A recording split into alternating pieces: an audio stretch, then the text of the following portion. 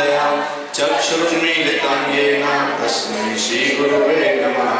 जय श्री कृष्ण चैतन्य प्रभु नित्यानंद श्री अद्वैत गदाधर श्रीवासादि गौर भक्तवृंद।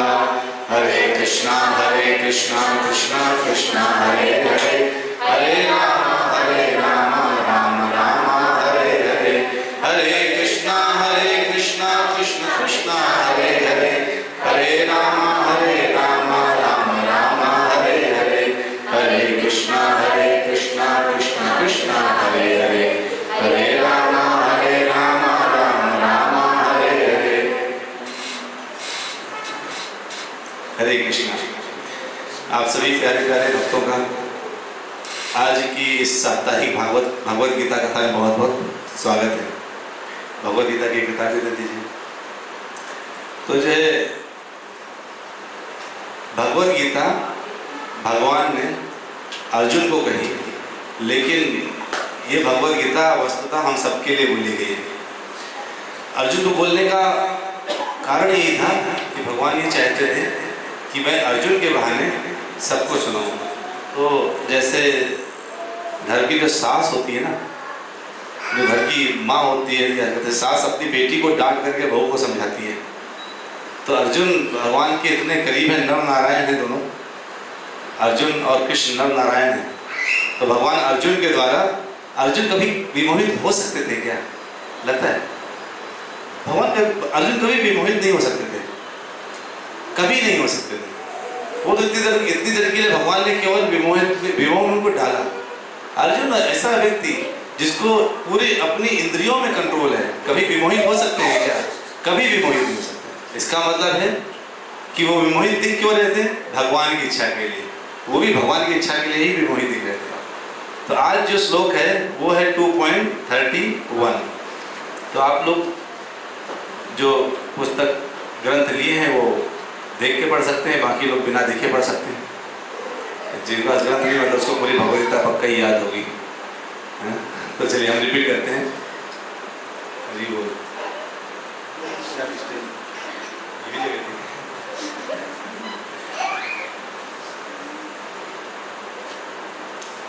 तो 2.31 सबने खोल लिया ना? स्वधर्मपि चावेक्षा न विकम्पितो अर्हसि धर्मादि युद्धात् श्रेयः अन्यत् क्षत्रियस्य न विद्यते। स्वधर्ममपि चावेक्षा न विकम्पितुम् अर्हसि धर्मादि युद्धाक्षयो अन्यत् क्षत्रियस्य न विद्यते। ये पढ़ना चाहिए प्रभु जी।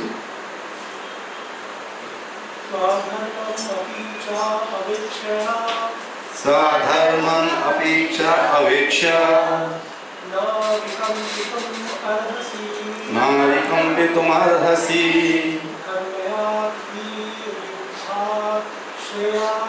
धर्मादि युद्धाक्षय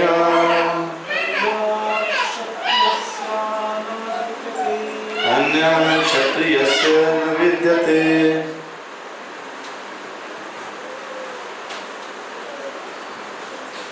और कोई पढ़ेगा? हाँ पढ़ो।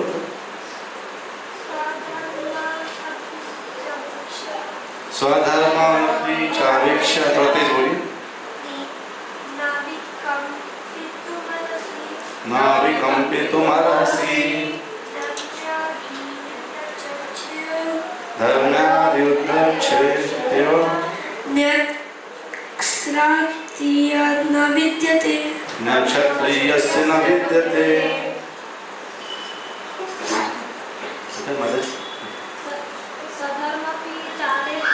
स्वधर्ममपि चावेक्षा न विकम्पितुम् अर्हसि धर्मादि युद्धाक्षयो अनक्षत्रियस्य न विद्यते। बहुत सुंदर माता जी। भाई साहब ने कमाल कर दिया। हाँ। कोई पढ़ रहे? आप पढ़े? पढ़िए बिना माइक के पढ़ने के लिए।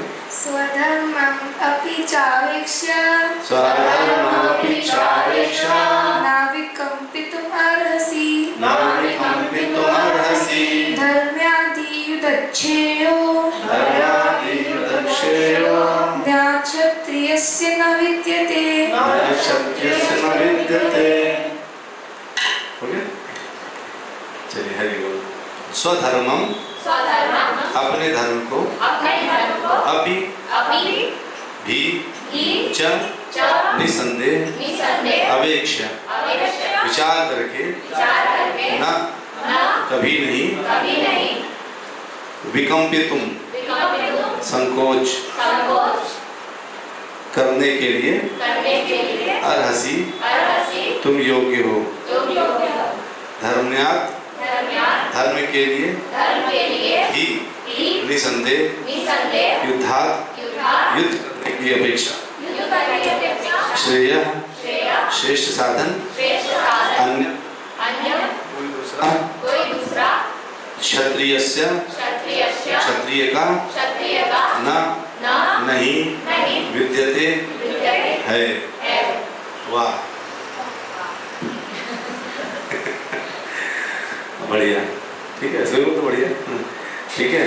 तो अभी हम लोगों ने पिछली बार देखा था भगवान ने अर्जुन को क्या कहा था, कितने श्लोक में कहा था शोक मत करो, शोक मत करो, शोक मत करो? 4 श्लोक में कहा था।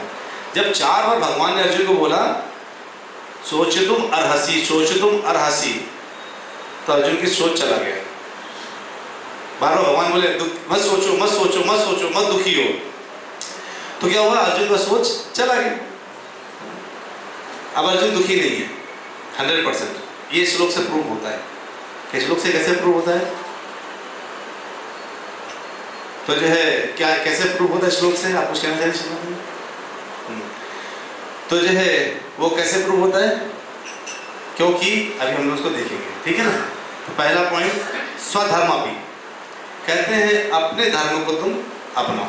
स्वधर्मापि है ना। चावेक्ष्य, च अवेक्षा, निसंदेह विचार करके, विकम्पितुम संकोच मत करो, अर्हसि तुम योग्य, तुम संकोच मत करो, यानी तुमको संकोच नहीं करना चाहिए। अभी तक भगवान क्या बोल रहे थे श्लोक के पीछे, कह रहे थे कि नाम सोचे तुम अर्हसि, है ना। पढ़िए जरा तीसरे श्लोक का जो सबसे लास्ट, तुम सोचो तुम, पढ़िए पीछे श्लोक का क्या लिखा है बताइए। सबसे लास्ट तीसरे श्लोक का जो अंतिम शब्द लिखा है, ना तुम सोचितुम अर्हसि, तीसरा श्लोक, इसका पहला श्लोक है ना। उसके पहले क्या लिखा था, उसके पहले लिखा था तुम सोचितुम अर्हसि, ना तुम सोचितुम अर्हसि 27 में, ठीक है ना। 30 में 27 में लिखा था, और 26 में लिखा था नैनम सोचितुम अर्हसि, और उसके पहले क्या लिखा, नानु सोचितुम अर्हसि। 25वें श्लोक में बोला था, 26वें श्लोक में बोला, 27वें श्लोक में बोला, 30वें श्लोक में बोला चिंता मत करो, हे अर्जुन चिंता मत करो। तो हम सब कौन है, अर्जुन की तरह सुन रहे हैं। भगवान हमसे कह रहे हैं अरे तुम चिंता मत करो, समस्या है चिंता मत करो, परेशानी है चिंता मत करो, सबसे पहले अपनी चिंता त्यागो। त्याग दिया अपनी चिंता अपनी, कोई भी चिंता में तो नहीं है, कोई भी चिंता इसको त्याग दो। सेकंड पॉइंट क्या कहते हैं अभी, तो अब जब अर्जुन ने जब 4 बार भगवान ने बोला, एक बार बोलते तो भले चिंता करते दुखी रहते, 2 बार बोलते दुखी रहते, लेकिन जब इतनी बार बोला तो उनको समझ में आया कि भगवान अब चाह ही नहीं रहे कि मैं चिंता करूं, तो उन्होंने चिंता छोड़ दिया। अब चिंता तो छोड़ दिया, लेकिन सोच रहे क्या मेरी चिंता छोड़ने से क्या सामने वाले मरेंगे नहीं, मरेंगे तो अभी भी, तो मैं इनको कैसे मारूं, कैसे मार सकता हूं। वो जो अब क्या है उनको संकोच आ गया। पहले क्या थी, दुख हो रहा था, दुख खत्म हो चुका है। जब दुख खत्म हुआ तब इंटेलिजेंट क्वेश्चन पूछेंगे। जब दुखी थे तो पूरा पहला अध्याय बोल डाले थे भगवद गीता का। अर्जुन जब दुखी थे तो पहला पूरा अध्याय बोल दिए, अरे मेरे सामने मेरे मामा ताऊ चाचा सभी खड़े हैं, पितामह खड़े हैं, मेरे गुरु द्रोण खड़े हैं, मेरे नाती पोता सब खड़े हैं, इतने लोग खड़े हैं, मैं इनको कैसे मारूंगा। इस बात के लिए वो चिंतित था ना, बल्कि दुखी हो रहा था। अब क्या है उसकी चिंता, भगवान ने कहा चिंता मत करो, चिंता मत करो, और वो चिंता खत्म कर करके अब क्या पॉइंट कर रहे हैं, अब कह रहे हैं कि अब अर्जुन को संकोच हो रहा है। तो इसीलिए भगवान बोला विक्रम, जब भगवान ने देखा कि उसकी दुख खत्म हो गया है, तो अगला शब्द बोले विकंपित तुम अरहसी। समझ आ गया? यानी आप कह रहे संकोच मत करो। तो इस तरह भगवान कहते हैं, तो आप देखिए अर्जुन के मन में आ सकता है, चलिए आपने बोला है कि ये जो आत्मा है ये नहीं मरेगा, तब भी मुझे मारने में संकोच हो रहा है। ये बात उन्होंने, आप सोचिए 1.36 में भगवद गीता में बोला था। 1.36 पढ़े क्या? भगवद गीता का सबके पास किताब नहीं, कोई में बोले तो 1.36 कहते ना, स्वजनम ही कथम हत्वा सुखिना श्याम माधवा। स्वजनम ही कथम हत्वा, मैं अपने लोगों की हत्या कैसे करूंगा? यानी अभी है संकोच की बात, मैं अपने लोगों को कैसे मार दूं? किसी और को मारना हो तो बात दूसरी थी, कोई उन्होंने ऐसा तो नहीं था कि आज तक कभी युद्ध नहीं किया। सामने कौन खड़े हो गए? अपने लोग खड़े हो गए, मेरे ही परिवार के लोग जिनके साथ मैंने बचपन से गुजारा है, आज वही सामने खड़े हैं। कहते स्वजनम ही कथम हत्वा, मैं अपने लोगों को कैसे मार दूंगा? ये वैलिड क्वेश्चन है। भगवान इसीलिए यहाँ पर, ताकि तुम्हारा संकोच दूर हो जाए कि भगवान को ये बात फालतू तो बोलेंगे नहीं, यहाँ इसलिए भगवान बोला है सर्व स्वधर्मावपि, यानी तुम्हारा धर्म क्या है तुम ये देखो, तुम्हारा धर्म क्या है। तुम इस समय अपनों को मत देखो, अपनों को देख करके तुम धर्म से अलग हो जाओगे, है ना? अपनों को देख करके धर्म से अलग हो जाओगे।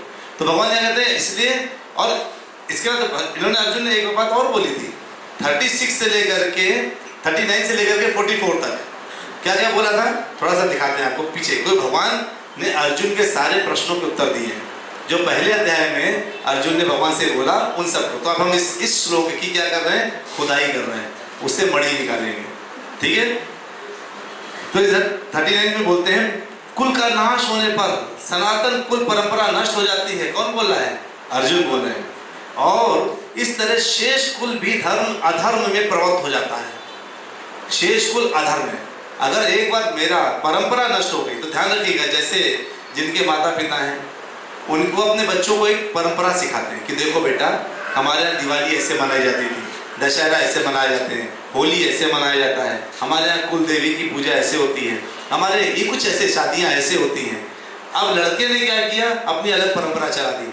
नहीं पापा, दिवाली में तो पटाखे में तो पोल्यूशन उखड़ता है, होली में रंग से चमड़ी धुल जाती है, होली खेलेंगे नहीं, फिर दिवाली खेला नहीं, मनाया नहीं, और दशहरा में रावण कौन जलाए, रावण मतलब वो भी कॉन्सेप्ट हटा दिया, और साथ में शादी भाग के करेंगे, नहीं भी भाग के करेंगे तो अपनी स्टाइल से करेंगे, है ना? यानी क्या हो गया, परंपरा। यानी जो ऊपर से परंपरा अगर जब आती ना, तो इसमें साफ साफ बोला इन्होंने कि जब ये परंपरा नष्ट हो जाती है ना, तो पूरा अधर्म, यानी कहते हैं सब पूरा जो कुल है वो अधर्म में प्रवृत्त हो जाता है। यानी अपनी परंपरा को हमेशा बचा के रखना है। इसलिए माता पिता जब होते हैं ना, तो हम उनसे पूछना चाहिए कि हमारी परंपरा क्या है, हमें कैसे आगे अपने बच्चों को क्या सिखाना है। देखिए जैसे वहाँ माता पिता की प्रॉपर्टी हम लेते हैं ना, जैसे माता पिता को उनके पिताजी से कुछ प्रॉपर्टी मिली हो मान लीजिए, तो वो प्रॉपर्टी वो हमारे माता पिता हमें आगे देते हैं, हम वो ले लेते हैं ना, उसे वैसे ही हमको उनकी परंपरा लेनी चाहिए। उनका कोई उसी तरीके से उन्होंने पूरा लाइफ बिताया है। तो इधर अर्जुन चिंता कर रहे हैं, जब कुल में अधर्म प्रमुख हो जाता है, अर्जुन कह रहे हैं, तो कुल की स्त्रियां दूषित हो जाती हैं और इस तरह से अवांछित संतानें उत्पन्न होती हैं जब अधर्म प्रवृत्त हो जाता है। और फिर कहते हैं इससे क्या होगा कि कोई पिंड दान भी देने वाला बचेगा नहीं, क्योंकि इसके वजह से जो पुत्र पैदा होंगे वो अपनी परंपरा को जानेंगे नहीं, तो पूर्वजों को पानी भी नहीं देंगे, पिंड दान भी नहीं करेंगे। और फिर कहते हैं इस तरह से कहेंगे वो अपनी चिंता को व्यक्त कर रहे हैं, है ना?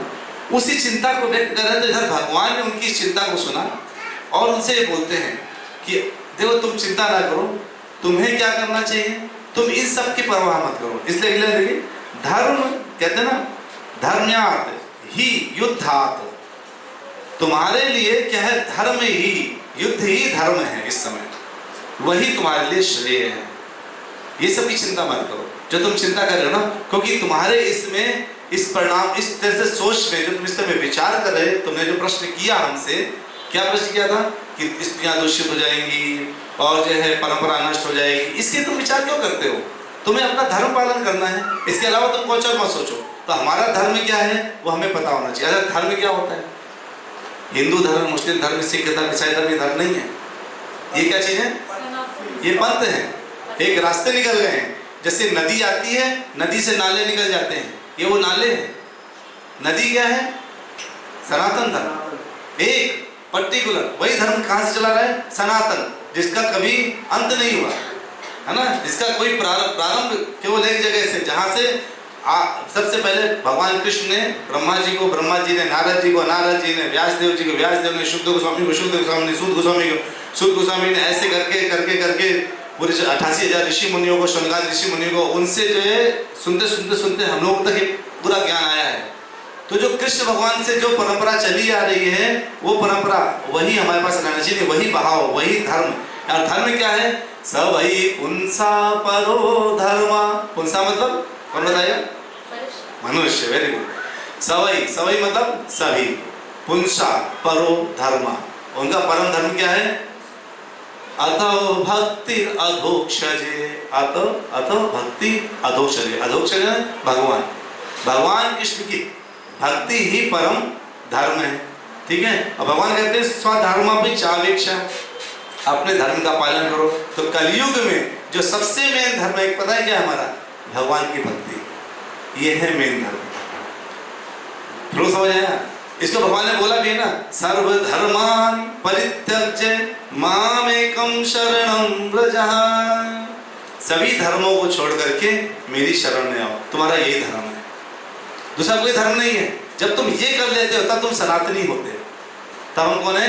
सनातनी, नहीं तो हमें अनातनी, यानी कि सब कोई रास्ता ही नहीं है, कहीं भटके जा रहे हैं, है ना। सनातनी कब है? जब हम उस धर्म को, भगवान साफ साफ कह रहे हैं, सर्वधर्मान परित्यज्य मामेकं शरणं व्रज। कोई अच्छा तो आपकी शरण में आ जाए, उससे क्या फायदा होगा? अहम त्वां सर्व पापेभ्यो, आज तक भूल चूक से कुछ गलतियां कर दी होंगी, मोक्षयिष्यामि मा शुचा, मैं गारंटी लेता हूँ खत्म कर दूंगा। आपको भरोसा है? कर देंगे भगवान को भरोसा है? माता जी भरोसा करती है भगवान कर सकते हैं खत्म सारे पाप? कर सकते हैं? तो आप सही जगह बैठे। ठीक है। तो कहते हैं अब अर्जुन का धर्म क्या है? अर्जुन का धर्म क्या है? युद्ध करना। क्यों? क्योंकि वो क्षत्रिय है। क्षत्रिय का मतलब क्या होता है?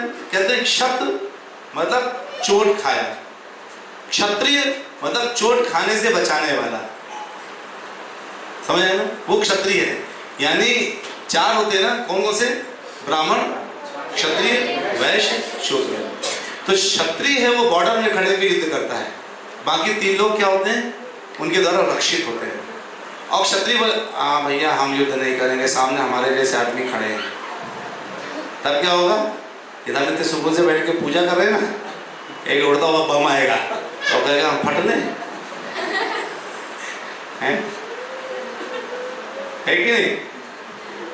तो बोलेगा फट लो, है ना। तो ये उड़ता हुआ बम तोड़ता है यहाँ पर, ठीक है ना, क्योंकि लेकिन वो बॉर्डर में खड़ा है हमारे लिए। अब ये बात उसी के अंदर भी लोग बम लिए घूम रहे तो बात दूसरी है, लेकिन बॉर्डर से अंदर कोई नहीं आ सकता, ये गारंटी है। कहते हैं कि और क्षत्रियों को इसी बात की जो है ट्रेनिंग दी जाती थी। जंगल जाते थे क्षत्रिय, वहां शेर को ललकारते थे, उससे युद्ध करते थे, शेर से उसको मार देते थे और फिर इसकी अंत्येष्टि करते थे और सीधे वो जो शेर है वो स्वर्ग लोक पहुंच जाता था क्षत्रिय से युद्ध करने पर। तो सोचिए, मैं चलो आपसे एक प्रश्न पूछता हूँ, क्या महाभारत का युद्ध एक धर्म युद्ध था? था या नहीं था? सब मानते है ना। तो जो दुर्योधन था क्या वो धर्म युद्ध कर रहा था? वो धर्म यानी वो तो अधर्म युद्ध कर रहा था, धर्म युद्ध यानी तो वो धर्म युद्ध था।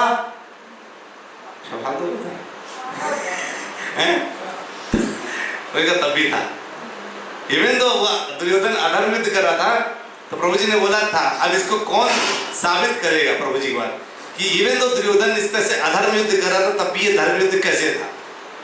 प्रभु जी जब हम बोलते हैं धर्म युद्ध है, तुम्हारा धर्म आएगा ही आएगा, उसी के एग्जिस्टेंस के लिए धर्म युद्ध, उसी के जब भी हम धर्म युद्ध करते हैं तो इसका मतलब विपक्ष में कोई तो होगा, हाँ हाँ तभी तो युद्ध होगा, तभी युद्ध होगा नहीं तो धर्म युद्ध का कोई एग्जिस्टेंस ही नहीं रहेगा। युद्ध का मतलब धर्म युद्ध मतलब हम धर्म की रक्षा के लिए हम युद्ध कर रहे हैं। तो जब हम धर्म की रक्षा के लिए युद्ध कर रहे हैं तो अधर्म होगा ही होगा। लेकिन प्रभु जी मैं अभी बात मान गया, मैं यही बोल रहा हूँ कि अर्जुन तो चलो धर्म युद्ध कर रहा था तो इसको हम धर्म युद्ध तो, लेकिन उधर से जो दुर्योधन था वो तो अधर्म युद्ध कर रहा था ना, तो पूरा हम कहते धर्म अधर्म युद्ध, हम तब तो उसको मान लेते। एक तो धर्म था, एक जैसे कहते हैं भारत पाकिस्तान मैच है ना, भारत पाकिस्तान मैच ये बोलते ना, ये तो बोलते भारत का मैच चल रहा है, हाँ? दुर्योधन के नजर में वो जो युद्ध कर रहा था वो उसके नजर में वो धर्म युद्ध था कि नहीं मैं अपने अपने नहीं कर रहा हूँ, लेकिन मैं जो कर रहा हूँ सही है। माता जी ने कहा चलिए हम प्रूफ करते हैं हम माता वैसे ही प्रूफ करने में उनको डेट से बड़े याद रहते हैं, इसलिए उनको प्रूफ करना बड़ा आसान होता है ना। पति लोग बेचारे कब कब मात खाते हैं। अभी जो बात हुई थोड़ी सी उसमें कोई बात नहीं, तब भी चलो छोटी बात से एक बड़ी बात पैदा होगी। क्यों? आज से 3 महीने 6 दिन 4 घंटे पहले तुमने ये किया था, पति चलाए उसी में गोल गोल घूम जाता, मैंने किया था। अच्छा ये पक्का किया था? हाँ 6 दिन पहले 4 मिनट पहले उसके बाद, और तुमने जब ये बोला था तब मैंने ये बोला था, तुमने ये बोला था, फिर पति गोल गोल घूम कर अच्छा अभी क्या बोला था उसका अभी क्या चाहिए, है ना।